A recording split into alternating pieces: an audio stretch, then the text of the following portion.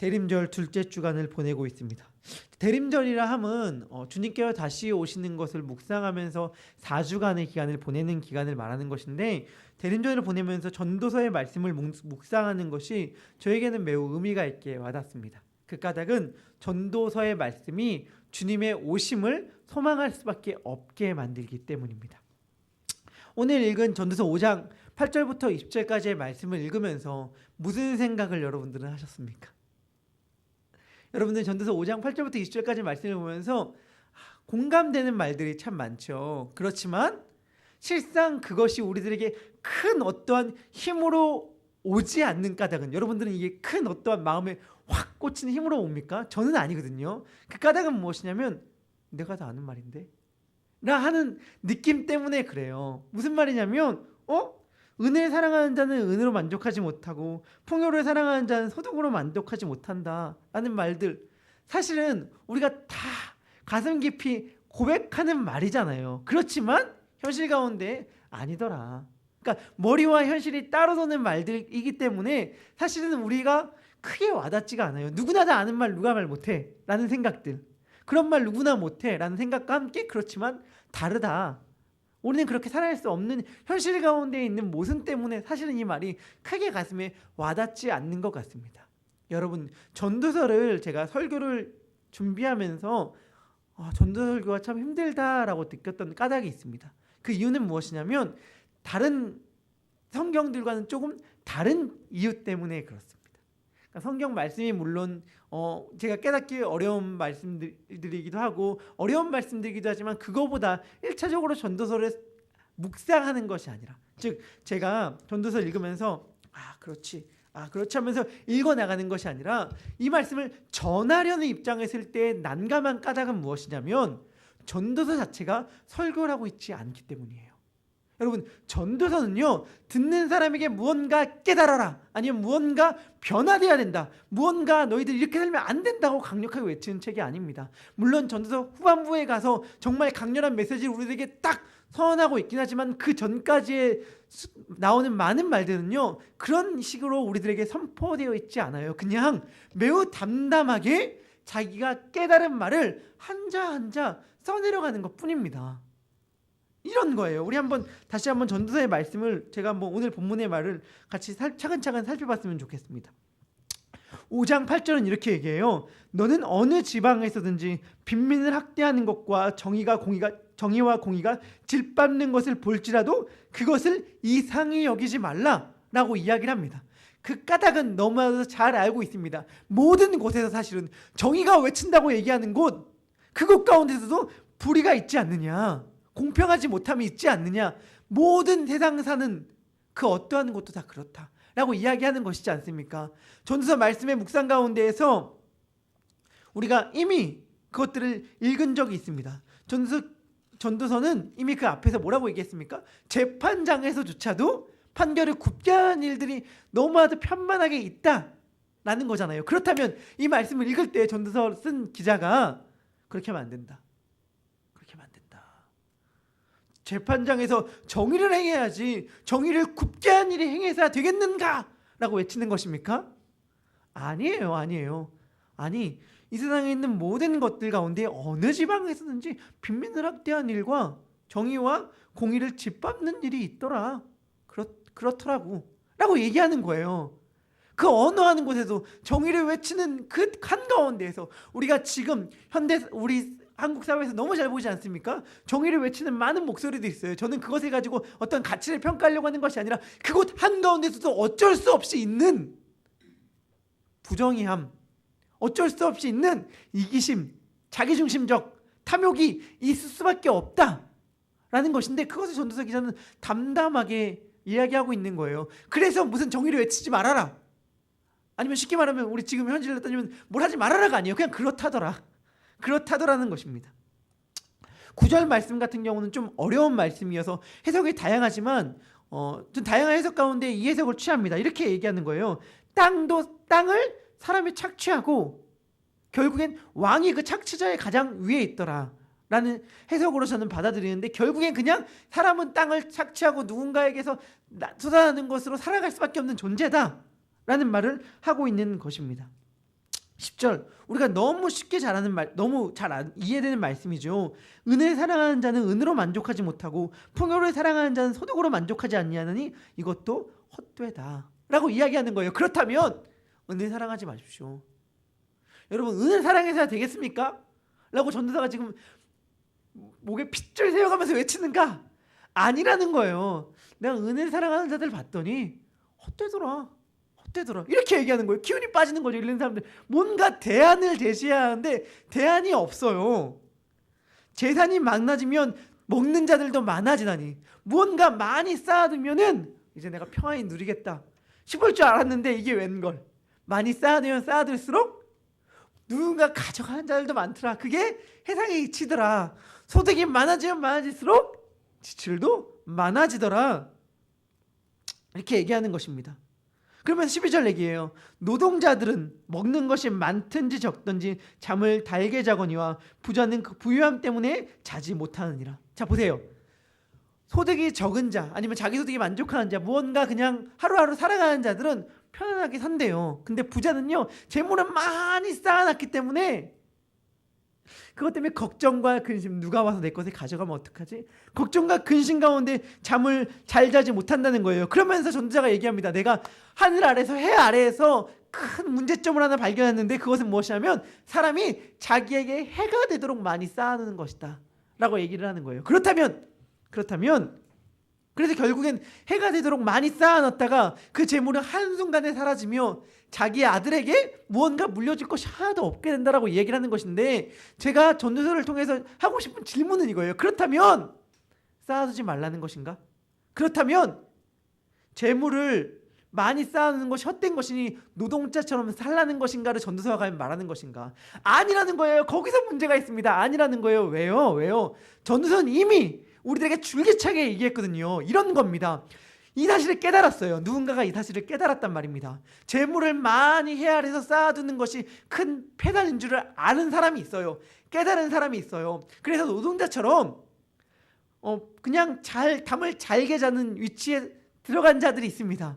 그러면 그 자들의 길을 권면하는 것인가? 전도서가 너희들 재물 많이 쌓아둔 건 이렇게 헛된 거야. 재물을 많이 쌓아두면 오히려 자기에게 해가 돼. 그리고 그것은 한순간에 잃게 되고 큰 불행에 빠지고 자식들에게 아무것도 줄 게 없게 돼. 그러니 그렇게 하지 마 라는 가르침을 우리들에게 주는 것인가? 아니에요. 재물을 많이 쌓아두는 것이 헛된 줄을 아는 걸 깨달은 자가 지혜자인데 지혜자라 하더라도 우매자, 이걸 깨닫지 못하는 사람이랑 피차 일반이다 같다라고 말하는 게 전도사란 말입니다. 무슨 말인지 이해되시나요? 이러한 것, 은은 나에게 결코 만족함을 주지 않아 라는 걸 내가 깨달았다고 해서 해결이 되는 것인가? 아니라는 거예요. 그걸 깨닫나? 안 깨닫나? 결국엔 피차 당하는 일이 일반이다 라고 말하는 것이 전도서라는 것이죠. 그러니 전도서가 우리들에게 주는 교훈이 무엇입니까? 전도서가 우리들에게 말하는 것이 무엇입니까? 전도서는 이렇게 쭉 읽어나가 뒤에 부분을 보면 이렇게 얘기를 합니다. 16절을 볼까요? 이것이 큰 불행이라 어떻게 왔든지 그대로 가르니 바람을 잡는 수고가 그에게 무엇이 유익하랴. 결국엔 빈손으로 왔다 빈손으로 가는 인생인데 참 인상 깊은 말이 구절을 제가 좀 얼마 전에 읽었는데 이런 말이죠. 뭐냐면 수위에는 주머니가 없다. 이런 말 들어보셨나요? 수위에는 주머니가 없다고. 그러니까 결국엔 돌아갈 땐 다 가져갈 수 있는 것이 아무것도 없다는 말인데 그런 거예요. 근데 그렇게 전도사가 지금 얘기하고 있지만 그걸 깨달았다고 해서 뭐가 다르겠는가? 그러니까 결국엔 전도사는요 끊임없이 인간을요 탈출구가 없는 곳으로 밀어넣습니다. 출구가 없어요. 그러니까 무언가 답을 얻었다. 무언가 길을 얻었다. 이것을 깨달으면 아니면 이것을 얻게 되면 이것을 소유하게 되면 이것을 알게 되면 무언가 길이 있을 것 같다고 생각되는 그 모든 것들을 찾아내 버린단 말입니다. 금을 얻으면 내게 무언가 만족이 있을 것 같습니다. 아니다. 은을 얻으면 내게 무언가 만족이 있을 것 같습니다. 아니다. 그러면 은과 금을 얻었을 때 만족함이 없다는 걸 깨닫는 지식을 얻으면 내게 무언가 길이 있을 것 같다. 아니다. 라고 이야기하는 거예요. 전도서는. 그러니까 도저히 길이 없죠. 그러면 전도서가 그래도 인간에게 위로를 해줍니다. 18절입니다. 사람이 하나님께서 그에게 주신 바 일평생에 먹고 마시며 해 아래에서 하는 모든 수고 가운데 낙을 보는 것이 선하고 아름다움을 내가 보았나니 그것이 그의 몫이다. 또 어떤 사람에게든지 하나님이 재물과 부유를 그에게 주사 능히 누리게 하시며 제 몫을 받아 수고함으로 즐겁게 하신 것은 하나님의 선물이라. 이 말을 읽을 때에 전 전도서 전체적인 묵상 가운데 이러한 의미입니다. 무슨 말이냐면 이것이 하나님의 선물이니 누립시다 라고 하는 것이 아니에요. 이것 또한 담담하게 써내려가고 있는 것입니다. 그냥 사람이 이 땅 가운데 살다가 자기 몫에 어느 정도 만족하고 감사하면서 열심히 땀 흘려 일하면서 하루하루 살아가는 것이 하나님이 그에게 주신 선물이야, 이렇게 말하는 거예요. 그것이 무언가 대단한 깨달음과 지혜와 지식과 어떤 삶의 활로를 주는 것이 아니다 라는 것, 그것이 전도서가 말하는 것입니다. 그렇다면 우리는 어떻게 해야 합니까? 우리는 전도서를 읽으면서 과연 무엇을 느껴야 하며 무엇을 생각해야 합니까? 사실 전도서는요, 결국엔 끝까지 마지막에 가서 그 답을, 참된 답을 주고 있지만 그 전까지는 인간이 소망하는 그 모든 것들, 인간이 추구하는 그 모든 것들이 헛되다라고 이야기하고 있는 성경인데, 사실 다시 표현하면 인간은 무엇인가 끊임없이 갈망하고 갈구하는 존재다라는 것을 이야기하는 성경이기도 합니다. 그 까닭은 무엇이냐면 하나님께서 전도서를 통해 우리들에게 말씀해 주셨듯이 인간은 영원을 사모하는 존재로 만들었기 때문입니다. 하나님께서는 사람을 영원을 사모하는 존재로 만드셨습니다. 다시 표현하면 사람 자체를 영원한 존재로 만드셨어요. 영원한 존재로 만든 사람, 그러함으로 말미암아 영원을 사모하는 사람은요, 영원한 것을 갈망하게 되었습니다. 무언가 자신을 채울, 자신의 만족함을 채울 것에 끊임없이 욕망하게 되어 있는데, 끊임없이 갈망하게 되어 있는데, 담임 목사님께서 말씀해 주셨죠. 전도서가 헛되다 이야기하는 것은 그 이면에 무엇을 향한 갈망이 있는 것이냐면 헛되지 않은 것을 향한 갈망이 있는 것인데, 그것은 인간이란 존재 자체가 헛되지 않은 것에 만족함을 얻게끔 창조되었기 때문이에요. 그렇지만 이 땅에 있는 그 모든 것들은 헛됩니다. 그렇기 때문에 인간은 만족할 수가 없는 거예요. 왜? 우린 1차원적으로 단순하게 생각해서는 아닙니다. 왜? 은혜를 사랑하는 자는 은으로 만족하지 못하는가? 적기 때문에 많이야 만족하겠지. 여러분들, 우리는 이론과 현실을 머리와 마음이 따로 가죠. 머리는 안다고 얘기해요. 머리는 안다고. 아무리 많은 돈을 가져도 만족하지 못할 거야. 그렇지만 우리 마음은 얘기합니다. 아니야, 근데 진짜 이 정도만 있으면 소원이 없겠다. 한 달에 이 정도의 수익만 있으면 정말 내가 바라는 것이 없겠다. 진짜 그거는 내가 자신 있게 말할 수 있다 라는 생각이 막 이 안에서 올라오잖아요. 이 안에서 올라와요. 근데 성경은 얘기하는 거예요. 그거 속는 거야. 진짜 만족할 수 없거든. 얘기해요. 그 까닭이 뭐냐면 우리의 마음 가운데에 영원한 것이 아니고서는 채워질 수 없는 빈 공간이 있다는 거예요. 우리는 그것을 채우려고 은혜를 갈구합니다. 지혜를 갈구합니다. 사랑을 갈구합니다. 무언가를 계속 갈구하는데 그걸로는 채울 수 없는 것이 있다라는 거예요.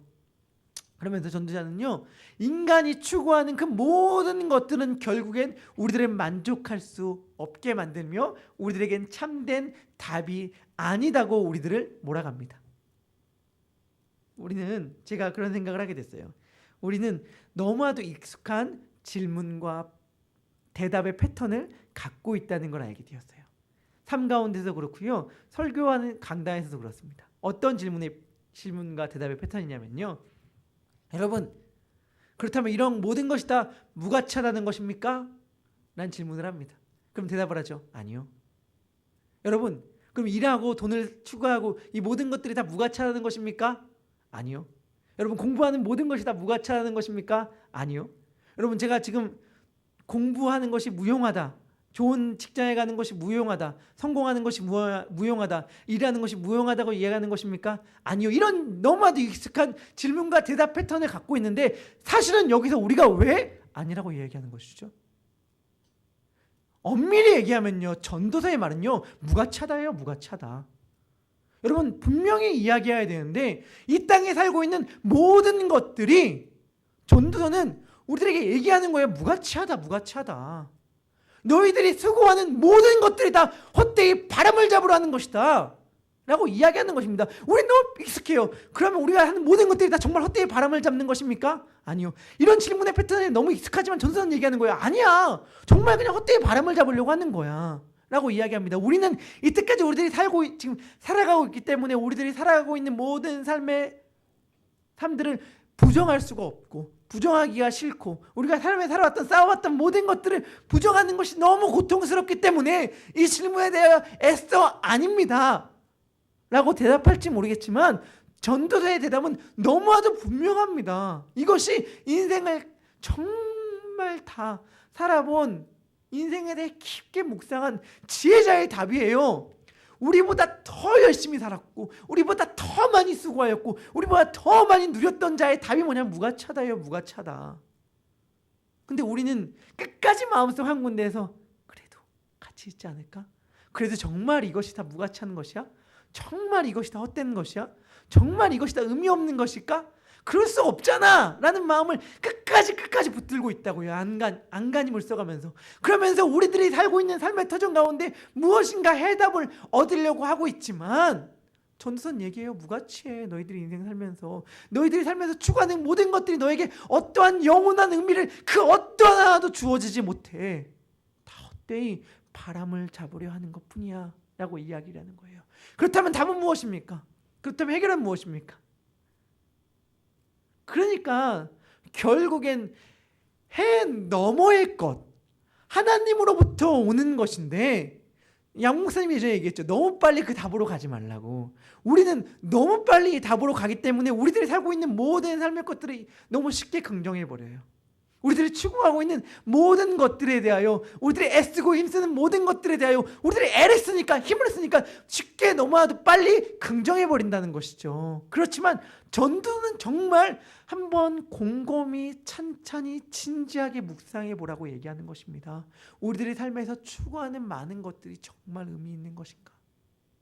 의미가 없다면 우리는 무엇을 바라봐야 하는 것인가를 전도서는 우리들에게 요구하는 것입니다. 해 아래서야 사는 삶이 여러분 하나님과 관계성 저는 확신합니다. 하나님과의 관계성 아래에서 우리들이 살고 있는 우리들이 행하는 모든 것들이 다 너무나도 의미가 있어요. 일하는 것, 열심히 노동하는 것, 가정을 섬기는 것, 공부하는 것 모든 것들은 하나님과의 관계성 아래서 너무나도 고귀한 의미를 지닙니다만 우리들은 그러한 관계성의 정답을 너무나도 알기 때문에 공부하는 것, 일하는 것, 어떤 것들을 추구하는 것들에 대해서 너무 쉽게 빨리 정당해 버린다는 것이죠. 그런데 우리가 정말 진지하게 심각하게 물어봐야 될 것은 무엇이냐면 우리들의 마음 한가운데 정말 하나님 없으면 이것들 정말 무가치하다고 믿고 있는가를 묵상해야 한다는 거예요. 정말 하나님 없으면 내가 살아가고 있는 모든 것들이 무가치하고 답이 없고 아무런 소망이 없다고 마음속 깊은 곳에서 믿고 있는가? 그것이 아니라면 한번 전도서의 말씀을 심각하게 묵상해야 합니다. 바람을 잡으려 하는 것이야. 하나님과의 관계가 없다면 정말 다 무가치하다. 정말 무가치하다. 하나님 모르고 이 땅에 살아가고 있는 열심히 살아가고 있는 사람들의 삶들 정말 다 무가치한 것, 헛되이 바람을 잡으려 하는 것, 그들이 뭔가 대단한 것을 쌓아 있는 것처럼 보이지만 하나님 없이 살아가는 많은 사람들 가운데 잘 나간다고 소위 말하는 많은 사람들이 정말 많은 것들이 쌓아 올림으로써 그 앞에 하나님을 안다고 말하는 나조차도 너무 초라해짐을 경험하지만 전도서의 말씀을 묵상하면서 그 사람들이 쌓아 올린 게 정말 대단한 것이 아니라 예전에 있던 것 그리고 오고 가는 세대 가운데 다 결국엔 잊혀질 것들이라는 것. 전도서의 말씀은 우리들에게 그것을 알려주는 것이에요. 그러니 주님밖에 답이 없다. 주님밖에 소망할 게 없다. 이 땅에 있는 그 어떠한 것도 우리들에게 탈출구가 되지 못한다. 라고 하는 것입니다. 전도서의 말씀을 보면서 우리는 지독히도 이 세상에 대하여 가치와 한계를 너무나도 명확하게 깨달아야 합니다. 은을 소유하지 않고 자기에게 만족하는 삶을 얻으면 답이 있다? 아니에요. 아니에요. 그걸 깨닫는다고 하더라도 깨닫는 자나 깨닫지 못하는 자나 가는 바가 다 일반입니다. 뭐가 없으면 하나님이 없으면 하나님이 없으면. 이 시간 그 전도사의 말씀을 묵상하면서 오늘 하루의 삶을 살았으면 좋겠습니다. 하나님, 내가 오늘 하루를 살아가는 것들이 어떠한 의미와 가치가 있습니까? 내가 땀 흘려 애쓰는 모든 것들이 어떠한 의미와 가치가 있습니까? 하나님과의 관계성 아래에서 내가 하나님을 생각하면서 행하는 것이 아니라면 내가 행하는 모든 것들은 다 무가치한 것임을 고백합니다. 그러니 내가 사소한 하나를 행할지라도 하나님과 관계 아래에서 행하게 하여 주시옵소서. 내가 무언가 하나를 행할지라도 하나님을 위하여 하나님을 믿는 자로, 영혼을 살아가는 자로, 하나님을 기억하는 자로 행하게 하여 주시옵소서. 우리 그러한 삶을 살아가는 우리 모든 예수양님의 성도들이 되길 소망합니다. 기도하겠습니다. 하나님, 전도자는 이 땅에 살아가면서 행하는 많은 것들이 헛되고 무가치하며 바람을 잡는 것임을 고백합니다. 그런데 이것이 우리들에게 더욱더 절망감으로 다가오는 까닭은 그것을 깨달았다고 하여 무언가 달라지는 것이 없기 때문입니다. 인간의 그 깨달음은, 인간의 지혜는, 인간의 애씀과 노력은 우리들에게 그 어떠한 대답도 되지 못함을 전도서는 우리들에게 이야기하고 있습니다. 그러니 하나님이 필요합니다. 그러니 주님의 오심이 필요합니다. 그러니 예수님이 필요합니다. 하나님, 우리들의 삶 가운데 하나님이 없다면 우리들이 추구하는 모든 것들이 다 헛된 것이요 무가치한 것임을 고백하오니 우리들의 삶 가운데 임하여 주심으로 말미암아 하나님께서 우리들의 삶을 그 무엇과도 비교할 수 없는 존귀하고 거룩하고 의미 있는 삶, 소망이 있는 삶으로 만들어가 주시옵소서. 하나님께서 우리들의 삶을 주관하여 주신다면 우리들의 삶이 너무나도 의미 있는 삶이 되고 찬란하게 빛나는 삶이 될 줄 믿사오니 하나님께서 우리들의 삶 가운데 임하여 주시옵고 우리의 삶을 이끌어가 주시옵소서. 하나님을 기억하는 자로, 하나님을 소망하는 자로 오늘 하루를 살길 소망합니다. 감사드리며 이 모든 말씀을 우리 주 예수 그리스도의 이름으로 기도드립니다. 아멘. 하늘에 계신 우리 아버지